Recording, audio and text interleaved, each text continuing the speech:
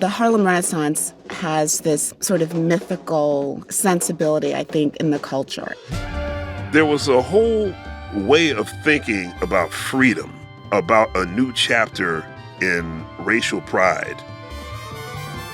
Maybe you've heard about the Harlem Renaissance in school.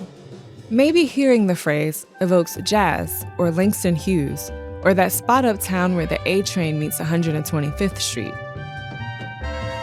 Langston Hughes is saying, we are going to be our own dark-skinned Black selves. And if the white folks like it, great. If they don't, too bad.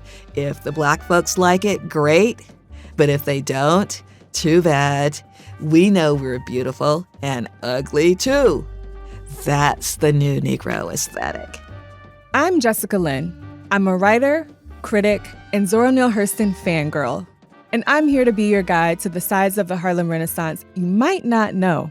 When Hurston walked in the door, she famously had a red feather boa on, threw that feather boa over her shoulder, and said the words, "Color struck." The artists had a very fierce sense of self-determination and were able to articulate on their own terms what they believed and how they believed African-American artists should express themselves. Presented by the Metropolitan Museum of Art, Harlem Is Everywhere is a podcast inspired by the 2024 exhibition, The Harlem Renaissance and Transatlantic Modernism. Together, we'll explore the architects of the Harlem Renaissance and the abundance of culture that was born of this movement. And it wasn't just Harlem. From Philadelphia to Port-au-Prince, from Chicago to Paris, we'll trace the far reaches of this moment and look at the impact this time has had. We'll learn about the music. It's safe to say he was kind of like the first Snoop Dogg, because he would write music about weed. He would write music about partying. The fashion. There was no such thing as coming to church on a Sunday informally. Like, you were dolled up. If you had a fur coat, sorry, PETA, you wore your fur coat. The literature. They flipped a coin. Whoever got heads was going to write the story about prostitution, and whoever got tails was going to write a story about homosexuality.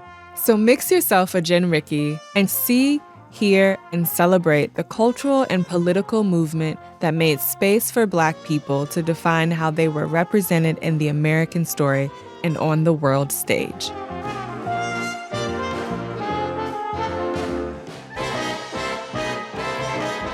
We get a deeper sense of Black experience, Black interiority, Black subjectivity in a way that we had not seen before. We're not trying to get away from our past.